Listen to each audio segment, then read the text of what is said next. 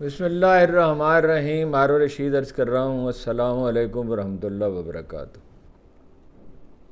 صدر ٹرمپ پر حملہ ہوا ہے اور وہ بال بچے ہیں، اور وہ حملے کی تفصیلات سے اندازہ ہوتا ہے کہ یہ ایک بہت ہی منظم منصوبہ تھا، بالکل اسی طرح ملتا جلتا جیسے بے نظیر کو قتل کرنے کا کیا گیا، اور قاتل جو ہیں وہ فرار ہو گئے ہیں. رائفل پکڑے گئی، قاتل فرار ہو گئے. جیسے بے نظیر کے قاتل فرار ہو گئے تھے، اور زرداری صاحب کہتے تھے کہ مجھے معلوم ہے قتل کس نے کیا ہے، مجھ سے یہ نہ پوچھو، میرے ساتھ دو. ہاں جی، تو اس کی وہ جگہ بھی صاف کر دی گئی تھی. ظاہر ہے کہ بھئی سازش تھی. وہ کچھ اس کا اندازہ تو ہے کہ ان لوگوں نے کیا، لیکن ان لوگوں کے پیچھے بھی تو کوئی لوگ ہو سکتے ہیں.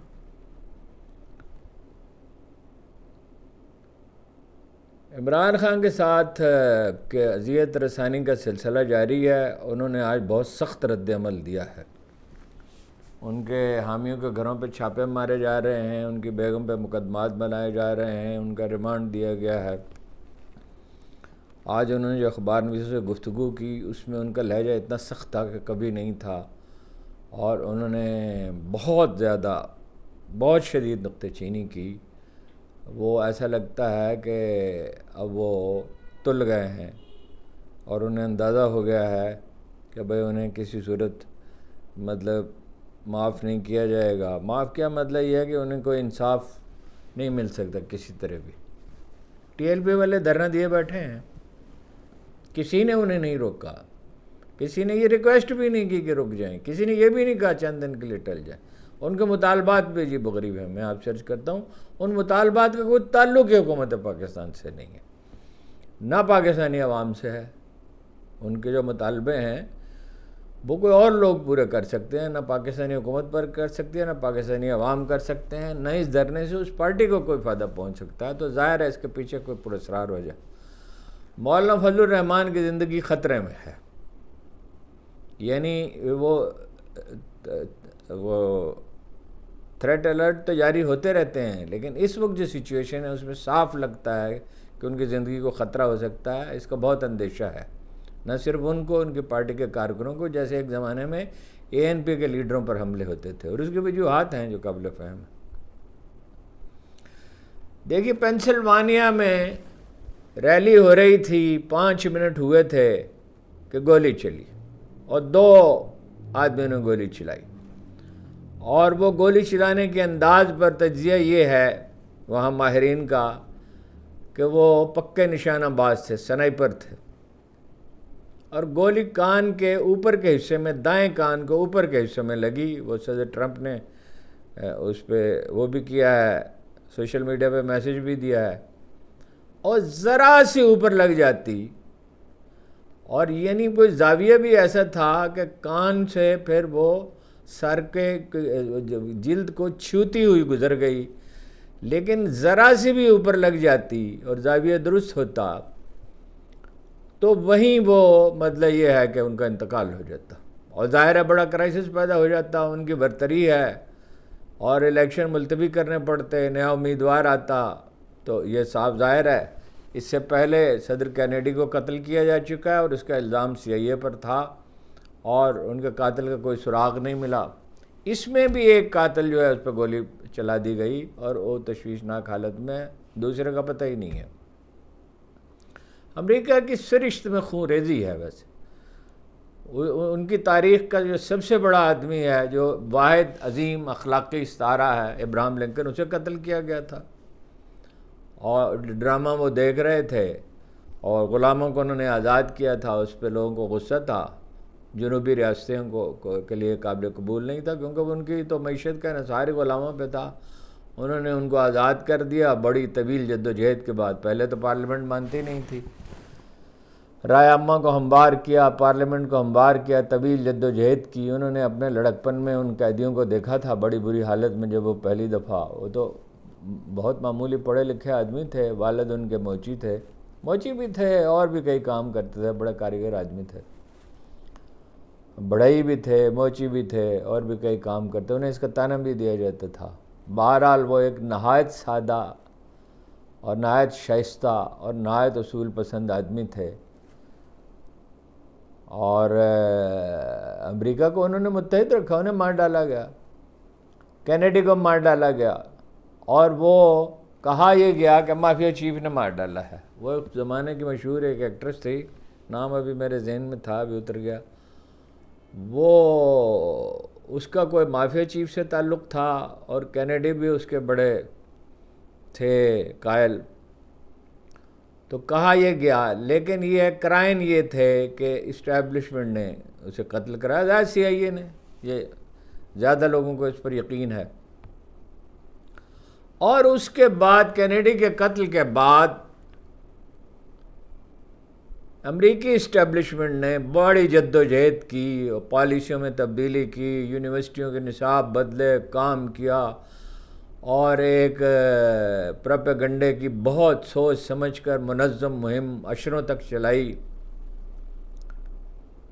اب یہ پہلا آدمی ہے جو اسٹیبلشمنٹ کے خلاف ہے، جسے اسٹیبلشمنٹ نہیں چاہتی۔ پچھلی دفعہ بھی وہ کہتے ہیں میں جیت گیا تھا، ٹرمپ کہتے ہیں، اور وہ ہنگامہ بھی انہوں نے کیا، حالانکہ وہ ایسے آدمی نہیں ہیں جن کو آسانی سے دبایا جا سکے، اور وہ خود بڑا مطلب یہ ہے کہ ہنگامہ کھڑا کرنے والے آدمی ہیں، اگر فسادی کا لفظ استعمال نہ کیا جائے۔ اس کے باوجود مطلب یہ ہے کہ ان پہ حملہ کیا گیا ہے، اور اس سے ہمدردی بڑھے گی، ووٹ ان کے بڑھ جائیں گے، اور دوسری اٹیمپٹ تو آسانی سے اب نہیں کی جا سکتی، اس لیے کہ الزام آئے گا اسٹیبلشمنٹ پہ۔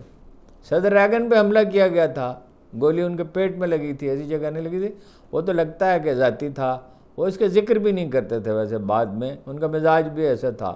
وہ ٹرمپ تو بہت تلخ آدمی ہیں، فی الحال تو انہوں نے رد عمل نہیں دیا، محفوظ مقام پہ انہیں پہنچا دیا گیا ہے، اور وہ کہتے ہیں کہ پہلے تو مجھے صرف یہ محسوس ہوا کہ کچھ ہوا ہے، کچھ لگا ہے، لیکن جب خون زیادہ بہا تو پھر وہ بھگدڑ مچ گئی، 5 منٹ ابھی ہوئے تھے، ریلی بکھر گئی، انہیں محفوظ مقام پہ پہنچا دیا گیا ہے، لیکن بہرحال بڑی خطرناک صورتحال ہے، اس لیے کہ امریکہ میں جو کچھ ہوتا ہے، دوسرے بھی وہ تو جب تفتیش کی جائے تو تمام امکانات کو ملحوظ رکھنا چاہیے۔ باہر سے بھی ہو سکتا ہے، باہر سے کون کر سکتا ہے، میں بھی گیس کر سکتا ہوں، لیکن نام نہیں لینا چاہیے۔ اور تقسیم بہت ہے، دونوں بڑی پارٹیاں جو ہیں ان میں، ریپبلکنز میں، اور ان میں تقسیم بہت ہے۔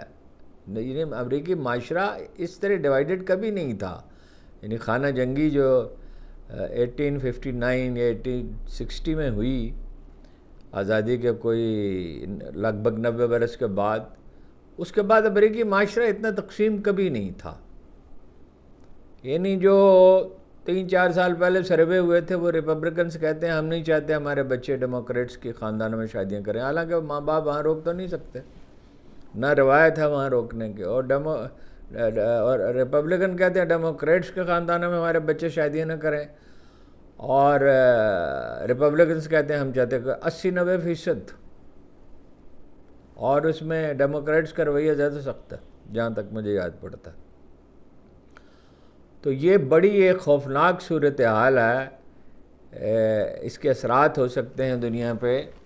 امریکہ دیکھیے اتنے امریکی جنگوں میں نہیں مرے جتنے قتل کے واقعات میں مرے، ادروائز بھی بندوق رکھنے کی اجازت ہے، جو آدمی چاہے جائے اطلاع دے، بس اپنی شناخت ظاہر کرے اور لے لے، اور اس پہ وہ ڈٹے ہوئے ہیں، وہ لابی بڑی طاقتور ہے، اور سب اسلحہ بنانے والے ہیں ہی بڑے طاقتور، یہ جنگیں انہی کی وجہ سے ہوتی ہیں، کھربوں ڈالر کا اسلحہ بکتا ہے، $100 بلین کا اسلحہ بھی مجھے یاد ہے ایک سال سعودی عرب نے خریدا تھا، جس کی وہ مینٹیننس بھی نہیں کر سکتے، وہ مینٹیننس کے لیے پاکستان سے لوگ جاتے ہیں یا کہیں اور سے بلوائے جاتے ہیں، جالے لگے ہوتے ہیں، جو لوگ وہاں گئے ان میں سے ایک صاحب سے میرا ملاقات ہوئی، انہوں نے کہا جالے لگے ہوتے ہیں۔ اب وہ سعودی فوج کا تو کوئی وجود ہی نہیں ہے، 29-30 ہزار آدمی ہیں، اور اس کی کوئی پراپر تربیت بھی نہیں ہے، اب بڑی فوج تو نہیں رکھ سکتے، متحمل ہی نہیں ہو سکتے جہاں بادشاہت ہو۔ مصر میں ہے، اور مصر میں تو فوج اقتدار پہ قبضہ کر لیتی ہے، باقی بھی کہیں فوج کوئی بڑی نہیں ہے۔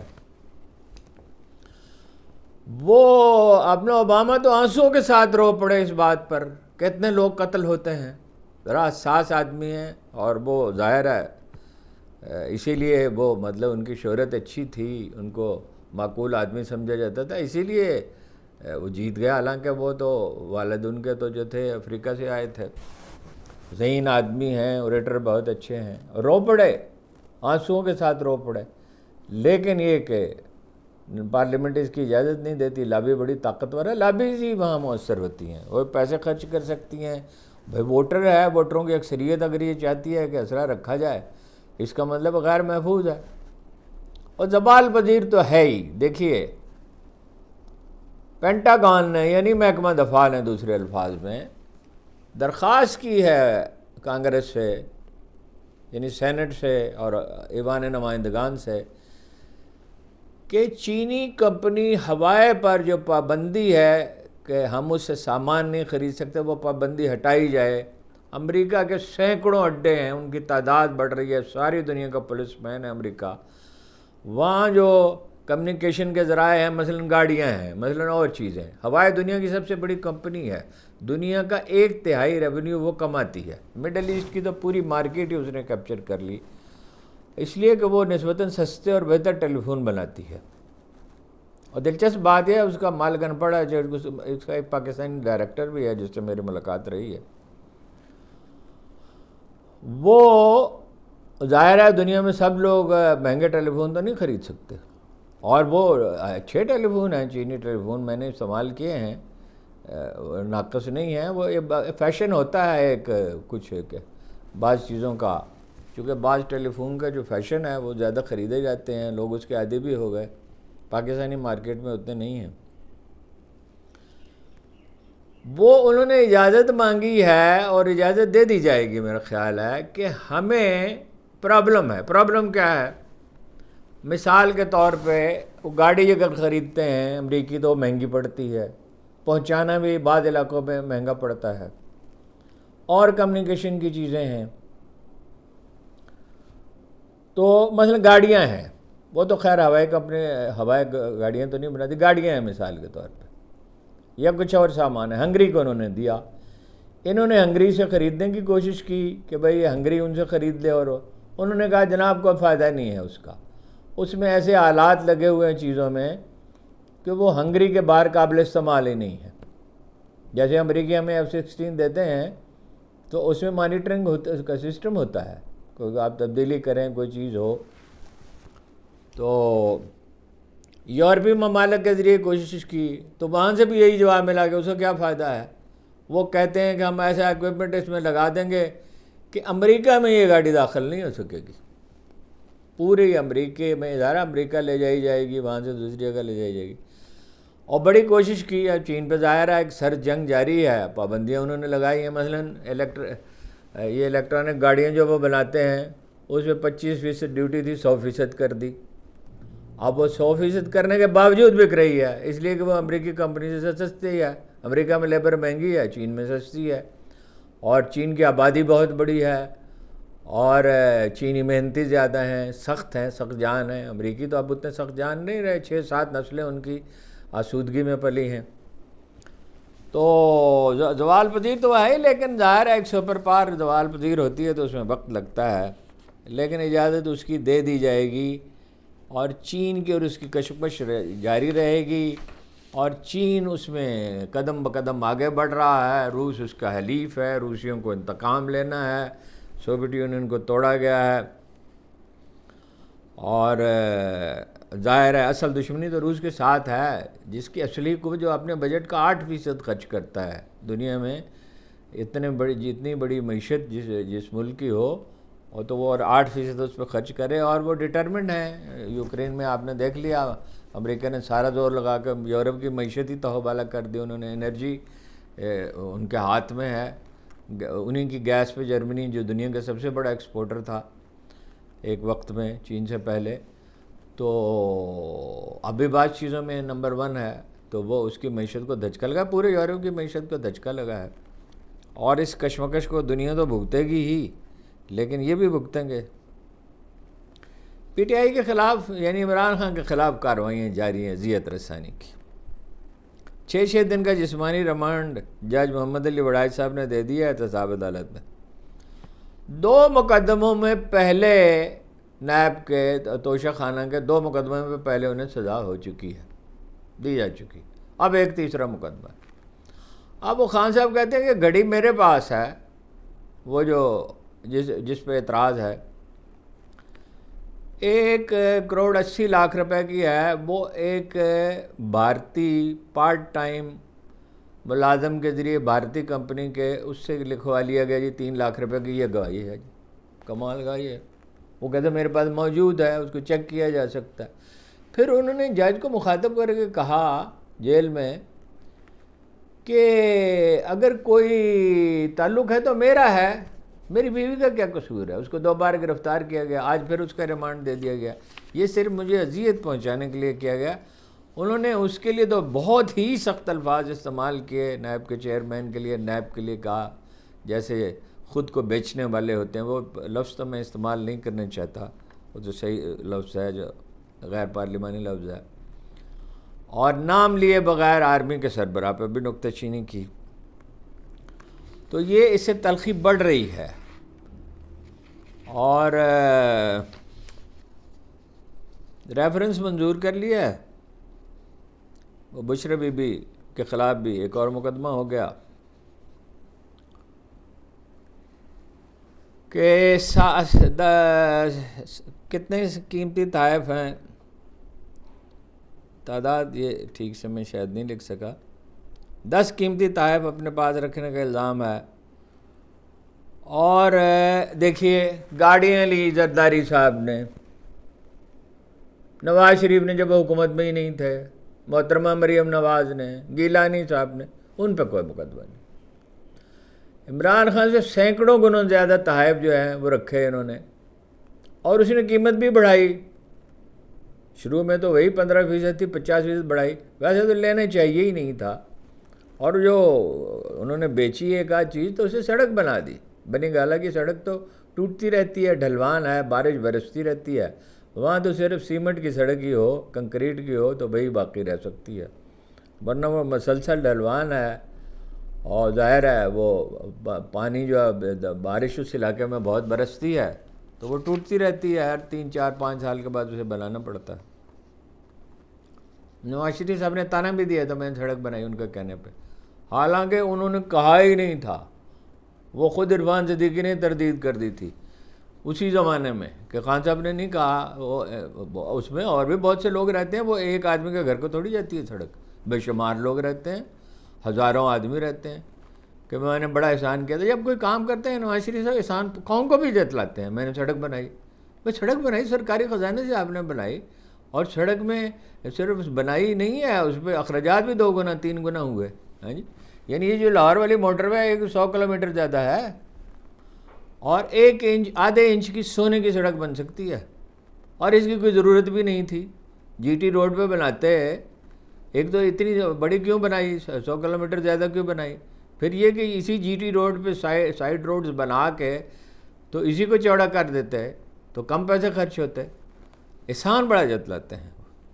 اور انہوں نے بے شمار تحائف لیے، خواجہ آصف نے لیے بے شمار، مطلب محترم مریم نواز لے لیے، مرحومہ کلثوم نواز نے لیے، اور کئی گنا زیادہ ہیں۔ وہ تو اس وقت کوئکلی سارے فگر تو میں نہیں لکھ سکتا تھا، کسی وقت بیان کر دوں گا۔ اچھا، اڈیالہ جیل میں جی حکم دیا گیا کہ تفتیش کی جائے۔ پارٹی کے ترجمان ظہیر عباس چودھری نے کہا کہ 14 روز کا ریمانڈ مانگا تھا، اب وہ کلیئر نہیں ہے، 2 اطلاعات آ رہی ہیں، 6 دن کا دیا یا 8 دن کا دیا۔ تو حالانکہ درخواست ضمانت پہلے ہی سے زیر غور وہاں تھی اسی عدالت میں۔ وفاداریاں تبدیل کرانے کی بھی کوشش کی جا رہی ہے۔ صاحبزادہ امیر سلطان کے گھر پر چھاپا مارا گیا، انہیں اغوا کر لیا گیا۔ ایک اور صاحب ہیں محبوب سلطان، انہیں بھی ان کے گھر پر بھی چھاپا پڑا ہے۔ تو خان صاحب نے، میں نے آپ سے عرض کیا کہ بہت شدید رد عمل دیا ہے۔ انہوں نے کہا ہے کہ نیب کے چیئرمین اور خود کو بیچنے والی میں کوئی فرق نہیں۔ احتساب عدالت کے جج سے مکالمہ کرتے ہوئے انہوں نے کہا صرف مجھے اذیت پہنچانے کے لیے کیا جا رہا ہے، یعنی جو ان کے بیگم کو گرفتار کیا گیا۔ انہوں نے کہا مجھے گرفتار کرتے، میری بیوی کو کیوں گرفتار کیا؟ یہ انہوں نے کہا اس سے پہلے بھی، اب تو یہ کھلونا بن گئی ہے، روبوٹس ہیں، انہوں نے لفظ استعمال کیا، روبوٹس ہیں. انہوں نے کہا پہلے بھی چیئرمین جو تھے ان سے کہا گیا، مثلا آفتاب سلطان صاحب سے کہا گیا، وہ مستعفی ہو گئے، انہوں نے جھوٹے مقدمے نہیں بنائے، لیکن اب تو یہ روبوٹ بن گئے.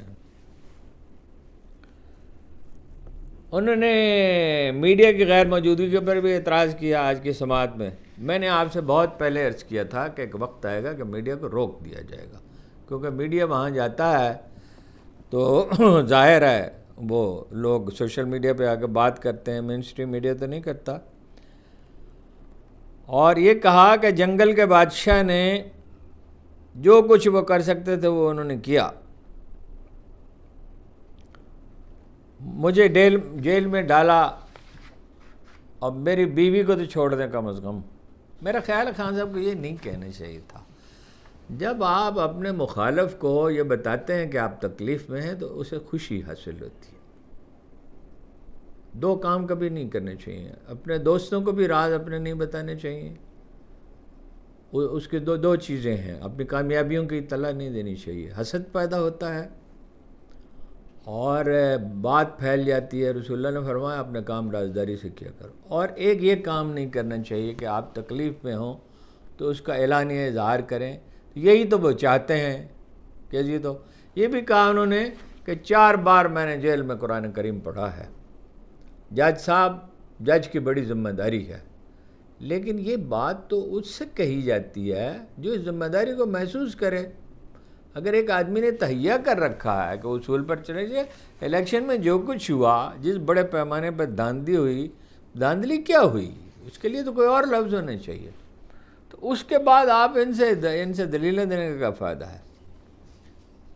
اور جو کچھ چیز ویسے صاحب نے کیا اور جو کچھ الیکشن کمیشن نے کیا، اب تو خود سپریم کورٹ نے تسلیم کر لیا ہے کہ ظلم ہوا تو اس کا اندمال بھی ہونا چاہیے نا، اس کی تلافی بھی تو ہونی چاہیے نا. تو الیکشن دوبارہ ہونے چاہیے نا. یہ کیا بات ہے کہ بلہ چھینا گیا، سپریم کورٹ تسلیم کرتی ہے زیادتی ہوئی، اور الیکشن کمیشن نے اس کی غلط توجیہ کی. اس وقت نہیں خیال آیا چیف جسٹس صاحب کو یا دوسرے لوگوں کو کہ یہ ظلم ہے. تو اس کی تلافی ایک ہی صورت ہے، جب زیادتی ہوتی ہے تو اس کے بعد ایک تو زیادتی ہوئی، ظلم ہوا، پھر اس کی تلافی کرنے کے لیے بھی تیار نہیں ہے جی. الٹا خواجہ صاحب کہتے ہیں کہ یہ ایسی سنگین زبان استعمال کرتے ہیں جیسے وہ مجرم ہو. بھائی آپ نے ظلم بھی کیا، سینکڑوں بے گناہوں کو گرفتار بھی کیا، چند آدمی جو تھے ذمہ دار تھے وہ پکڑے جاتے. تو جناب والا ٹی ایل پی والے پہنچ گئے، آرام سے بیٹھے ہیں. نواح شہر میں جلسہ کرنے کی اجازت دی پی ٹی آئی کو اور واپس لے لی. ڈپٹی کمشنر نے اجازت دی، کمشنر واپس لی. دلیل کیا دی؟ محرم ہے، ابھی محرم شروع ہونے میں 1-2 دن باقی تھے. کہا 40 دن تو اجازت نہیں دے سکتے، دہشت گردی کا خطرہ ہے اور محرم ہے. اور ٹی ایل پی والے چلے، کوئی روکنے والا نہیں، یہ التجا کرنے والا بھی کوئی نہیں کہ چند دن کے لیے مؤخر ہی کر دیں. اس سے پہلے بھی یہی ہوا تھا. وہ آئے، انہوں نے ججوں کو دھمکیاں دی، صدر کو دھمکیاں دی، وزیر اعظم کو دھمکیاں دی، گالم گلوچ کیا، فساد پھیلا. نہ پنجاب حکومت نے روکا، نہ جنرل باجوہ صاحب نے روکنے کی کوئی کوشش کی. اور جنرل فیاض حمید صاحب وہاں گئے، ان کے ساتھ معاہدہ کیا، اس میں دستخط فرمائے. جماعت اسلامی نے دھرنا دیا، فلسطین میں جو کچھ ہو رہا غزہ میں، اس پہ گاڑی چڑھا دی گئی، 3 آدمی شہید ہوئے، کچھ زخمی بھی ہوئے، کچھ گرفتار بھی ہیں، درجنوں گرفتاریاں بھی ہوئی. کرکٹ کے میدان میں اگر کسی نے جھنڈا لہرا دیا حماس کا یا نعرہ لگا دیا، اس کو پکڑ لیا گیا. اور ان کو 9.25 مہینے تک ٹی ایل پی کو یاد نہیں ہے، تحریک لبیک کو، کہ یہ کوئی مسئلہ ہے. نہ انہوں نے ان کے لیے چندہ جمع کیا، نہ آواز اٹھائی، نہ کوئی اجتماع کیا، نہ کوئی مطالبہ کیا، نہ کوئی ریلی نکالی. جب یہ صورتحال ایسی تھی نہیں، محرم کے دن نہیں تھے. اب اچانک نہ ان کے مطالبات سنیے ذرا. نیتن یاہو کو دہشت گرد قرار دیا جائے. نیتن یاہو کو حکومت پاکستان نے دہشت گرد قرار دینا ہے، اقوام متحدہ دے سکتی ہے. پاکستان کیا کر سکتا ہے؟ پاکستان مطالبہ کر سکتا ہے، یہ ان کی مصنوعات کا بائیکاٹ کرے. بائیکاٹ حکومت نے کرنا ہے، بائیکاٹ تو پاکستانی عوام نے کرنا ہے. حکومت کی تو کوئی حیثیت ہی نہیں ہے، اور کسی بھی حکومت کی کبھی یہ حیثیت نہیں تھی کہ وہ مطالبہ کرے. قائد اعظم کے بعد کوئی حکومت ایسی نہیں آئی کہ وہ لوگوں سے مطالبہ کرے کہ فلاں مصنوعات. بائیکاٹ لوگ کر رہے ہیں، جنہیں کرنا ہے وہ کر رہے ہیں. بہت سی برانچیں بند ہوئی ہیں ان کمپنیوں کی، خاص طور پہ جنہوں نے اسرائیلی فوجیوں کو مفت کھانا دیا تھا جس کمپنی نے. حالانکہ یہاں تو مطلب مقامی لوگ چلا رہے ہوتے ہیں، لیکن بہرحال بائیکاٹ کا فیصلہ ہے تو فیصلہ ہے، لوگوں نے اس پہ عمل کیا. تو تیسرا مطالبہ طبی امداد دی جائے. طبی امداد حکومت پاکستان نے دینی، غذائیں تک تو وہ پہنچنے نہیں دے رہے. اور اگر کوئی ڈاکٹر گئے ہیں تو اس میں قابل ذکر تعداد پاکستانی ڈاکٹروں کی جو امریکہ میں تھے. امریکہ میں پاکستانی ڈاکٹر بہت بڑی کمیونٹی ہیں، بڑے مؤثر ہیں اور بڑے متحرک ہیں. وہ گئے اور انہوں نے دنیا کو توجہ دلائی. وہ تو جو قطاریں لگتی ہیں وہاں غذا کا سامان لینے کے لیے، ان پہ بم برستے ہیں. ہاسپٹل، ایک آدھ ہاسپٹل شاید بچ گیا ہے. سکولوں پہ بمباری ہوتی ہے، بچوں پہ بمباری ہوتی ہے. اور دیکھیے وہ فرانس کا ایک جریدہ ہے، اس کا نام میری زبان پہ نہیں چڑھ رہا، 5 گنا زیادہ لوگ جو ڈیٹا جو دیا تھا اپنا حماس والوں نے، اس سے 5 گنا، 1,80,000 آدمی شہید ہوئے ہیں. اس میں زیادہ تعداد بچوں اور عورتوں کی اور بوڑھوں کی ہے. حالت یہ ہو گئی ہے، زیر زمین وہ چھپے ہوئے ہیں یا کھنڈرات میں ہیں کہ بھوک کی وجہ سے وہ پہچانے چہرے پہچانے نہیں جاتے ہیں. ان کے نام پہ سیاست نہ کریں اگر ان کی مدد نہیں کر سکتے. وہ مجھے یاد ہے ایک مذہبی جماعت میں نام نہیں لینا چاہتا، میں گیا بلوچستان میں جب خشک سالی ہوئی 2000 میں، تو ایسے دسترخوان سجائے ہوئے اور وہ کھانا، مجھے حیرت ہوتی تھی. 1 روپیہ چندہ بھی نہیں دیا انہوں نے، نہ انہوں نے جمع کیا، نہ انہیں کوئی دینے کے لیے تیار تھا. ہر پارٹی نے، جماعت اسلامی، تحریک انصاف کا نام و نشان نہیں تھا، انہوں نے بھی کیا. کراچی والوں نے بے شمار سامان بھیجا، پانی کی بوتلیں بھی بھیج دی، حالانکہ پانی کی بوتلوں کی ضرورت نہیں تھی.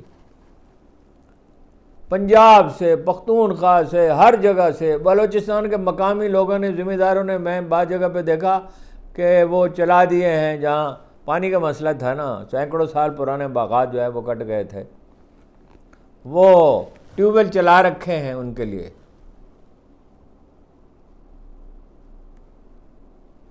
تو یہ تو اس کے پیچھے کوئی پراسرار معاملہ ہے اور یہ واضح ہو جائے گا، یہ چھپے گا تو نہیں. مولانا فضل الرحمان کا میں نے آپ سے عرض کیا کہ وہ خطرہ ہے ان کو، ان کی زندگی کو، اور یہ سیریس معلوم ہوتا ہے. دیکھیے کیوں میں کہتا ہوں سیریس معلوم ہوتا ہے. وہ پارلیمانی سیاست کے قائل ہیں، اور وہ اس وقت بھی سب سے زیادہ شعور انہوں نے، دیکھیے ان کی سیاست سے تو میں تو ان کا مدعا نہیں ہوں، ان کی سیاست سے تو اختلاف ہے، ہو سکتا ہے بہت سے لوگوں کو، اکثریت کو اختلاف ہے. الیکشن بھی وہ ہار گئے اس دفعہ.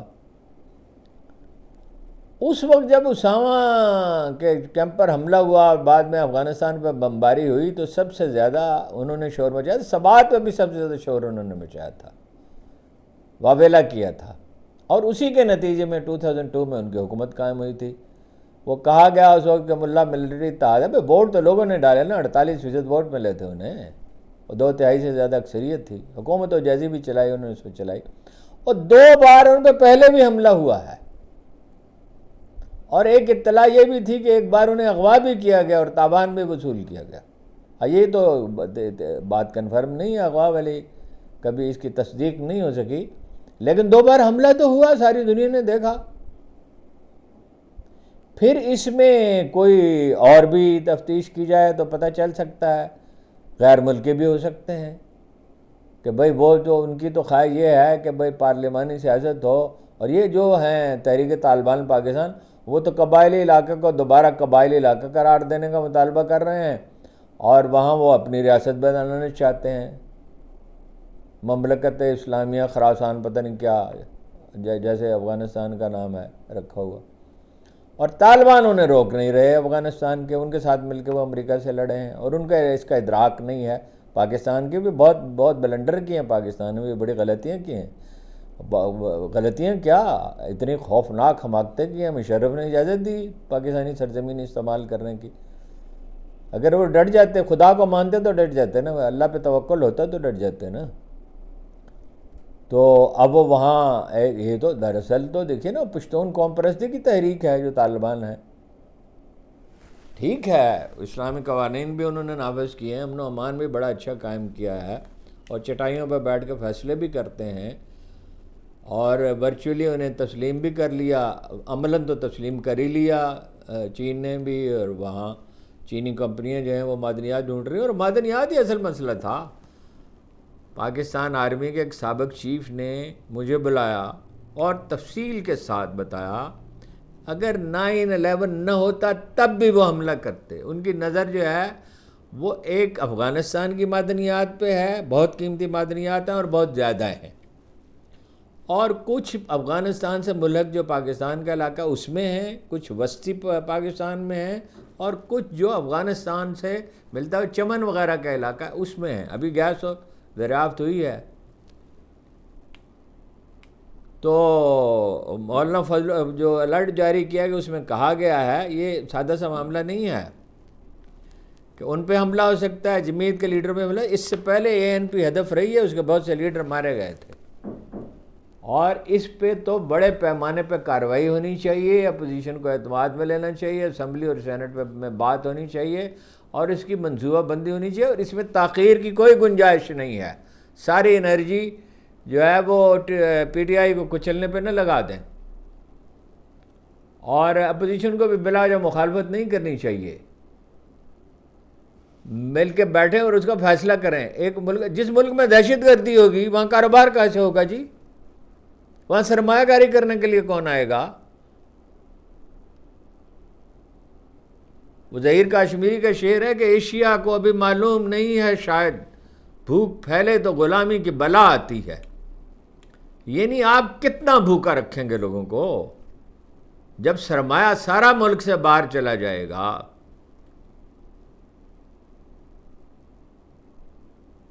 وہ ایک ریڈیڈین سردار نے سیٹل کے علاقے میں جس کی زمینیں تھیں، جس سے زمینیں مانگی گئی، کہ امریکی صدر کو خط میں لکھا تھا کہ وہ جنگل کاٹ رہے تھے بے تحاشا، اور ریلوے لائنیں بچھا رہے تھے، اور بڑے بڑے شہر بسا رہے تھے، کہ جب جنگلوں کی خاموشی آوازوں کی کثرت اور بھرمار سے بھر جائے گی تو سکھ کہاں رہے گا؟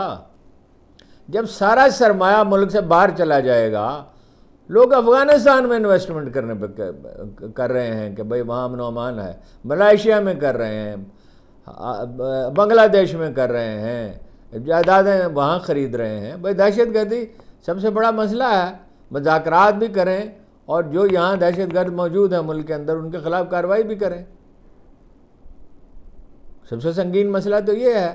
اور پالیٹکس میں الجھے ہوئے ہیں، اور اقتدار کی وحشت اتنی زیادہ ہے، اور اس کا نشہ ایسا عجیب ہے کہ سب کچھ بھول جاتا ہے، مگر اس کی قیمت ادا کرنی پڑتی ہے. جنہوں نے پہلے حماقتیں کی انہوں نے قیمت ادا کی نا، اور یہاں تو جو قیمت ادا کرنی ہے ایک دن اللہ کے پاس جانا ہے. اور یہ اللہ میرا خیال حلق سے ان لوگوں کے نیچے نہیں اترتا. یوم آخرت کا کوئی تصور ان کے پاس نہیں ہے،